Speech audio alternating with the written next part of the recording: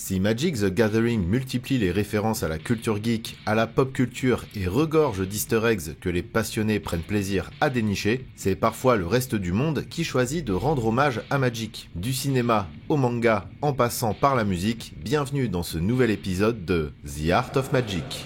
Partant du principe que Peter Parker serait ce type de geek fan de jeux de rôle et de TCG, les accessoiristes du Spider-Man de 2002 ont contacté Wizards of the Coast pour obtenir des goodies de Donjons et Dragons et Magic. C'est ainsi qu'un poster de l'édition Invasion s'est retrouvé dans la chambre de l'homme araignée. Dans le film L'apprenti sorcier sorti en 2010, le personnage de Drakestone est une immense célébrité, tellement connu qu'il est sponsorisé dans le film par Wizards of the Coast, qui à l'époque avait teasé 5 cartes à l'effigie du personnage. Des cartes qu'on ne reverra ni dans le film ni dans la vraie vie. Il s'agit de la première fois que Wizards of the Coast s'associe à Disney pour une promotion croisée. Alors, c'est pour quand le Secret Lair Drakestone, maintenant que tout est possible? Au final, tout ce qu'on voit dans le film, c'est un présentoir publicitaire dans le fond d'un décor à l'effigie du magicien. Le film n'a pas rencontré un grand succès.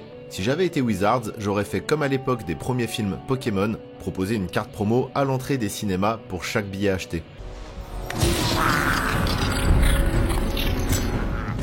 Dans Zombieland Double Tap, on peut voir que les personnages aiment jouer à Magic également. Enfin, jouer à Magic. Les accessoiristes se sont contentés de jeter quelques cartes sur la table et c'est parti. Actuellement, il n'y a aucun format qui se joue comme ça, c'est vraiment n'importe quoi. Dans Hillbilly Elegy, une scène montre James David Vance triant des cartes de l'édition Revised. On peut y voir le fameux Lord of the Pit et Atog. Ce dernier est même mentionné dans les dialogues. Who's that? One of them chatterboxes in the haunted house? Hey, Tog. Le film s'inspire des mémoires de James David Vance, dans lequel il évoque son intérêt pour Magic the Gathering et note que le jeu était parfois perçu comme satanique dans certains cercles chrétiens. Dans l'épisode 22 de la saison 9 de Seinfeld, on peut voir que Jerry possède un petit trésor caché dans son appartement, une gift box Revised, rien que ça. En 1998, lorsque l'épisode est sorti, ça ne valait pas tant que ça, mais aujourd'hui, c'est une autre histoire. You want a Christmas card? You want a Christmas card? All right, here. Dans l'épisode culte de South Park intitulé Cock Magic, des habitants de la ville organisent des combats de coqs illégaux. À la différence des combats de coqs classiques, les gallinacés s'affrontent avec des cartes Magic. Certainement pour éviter des problèmes juridiques, les équipes de la série n'ont pas repris directement les symboles de mana existants, mais en ont inventé d'autres. Je suis très curieux de savoir ce que les sorts météores qui se lancent avec le mana orange ont à proposer. Et si vous voyez dans le titre Cock Magic un jeu de mots éclaté évident, bah sachez que South Park n'a pas hésité à l'exploiter à 100%. Now some of you might think that this is a little crazy, but if you believe in magic. Les Simpsons rendent également hommage à nos bouts de carton préférés lorsque dans la saison 28, épisode 3, Lisa découvre un campus universitaire avec une assemblée de joueurs de Magic, l'assemblée.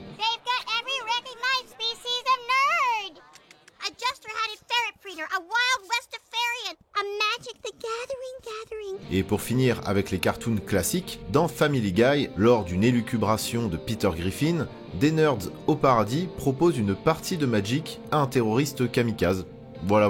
We're playing Magic the Gathering. Wanna join? C'est donc ça le paradis, pouvoir jouer à Magic, le cul posé dans un nuage. Guilfoyle, qu'on retrouve dans la série Silicon Valley, semble lui aussi un amateur de Magic. Et ce n'est pas pour l'investissement, il kiffe vraiment. En plus des divers objets liés à Magic qu'il possède, on peut voir ici un livre sur les artworks de Ravnica. Dans la série Newport Beach, Seth est un personnage geek, fan de comics, de science-fiction et de jeux vidéo. Il fait plusieurs fois référence à Magic au cours de la série, histoire de bien montrer le caractère nerdisant du personnage.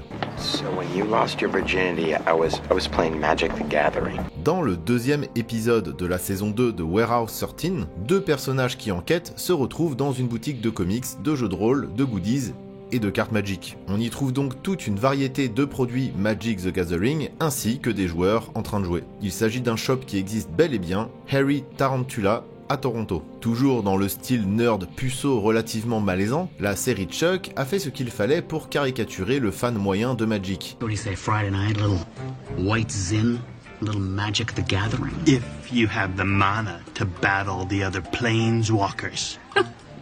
Et en même temps, bon, si on veut un peu se laver de cette image, il va falloir faire un effort. Hein les gars, s'il vous plaît, soyez un peu moins cringe, merci.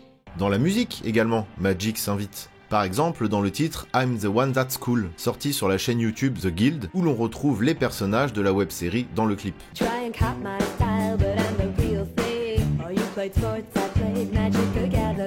Dans son morceau Hassel the Darkening, le rappeur nerd MC Frontalo décrit ce qui semble être une parodie de parties de cartes Magic.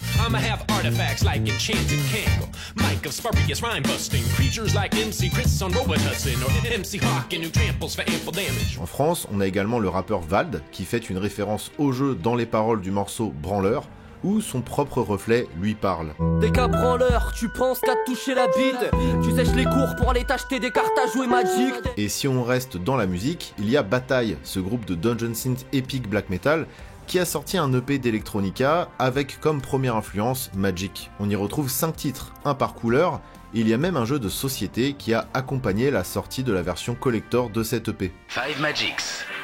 Utilise la magie pour affronter des créatures et récupère le talisman gardé à l'intérieur du donjon. Reste toujours sur tes gardes. Et en fait, c'est mon groupe.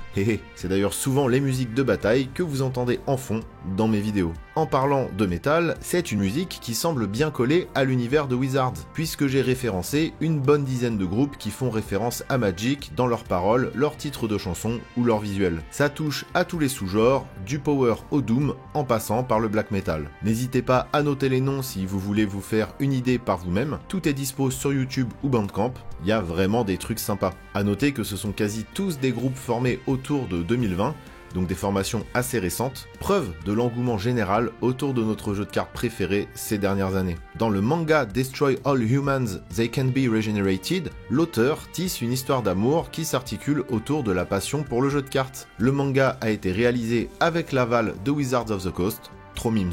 Dans So I'm Spider, So What, une série de light novel japonaise, on trouve un hommage direct à l'illustration culte de Counterspell réalisée par Mark Poole, apparu pour la première fois dans l'édition alpha de Magic. La pose et l'expression sont identiques, l'auteur Okina Baba serait-il un fan de Magic ? Probablement. À votre tour maintenant de partager en commentaire toutes les références à Magic que vous avez pu dénicher ici et là. Je compte sur vous et à très vite pour un nouvel épisode de The Art of Magic.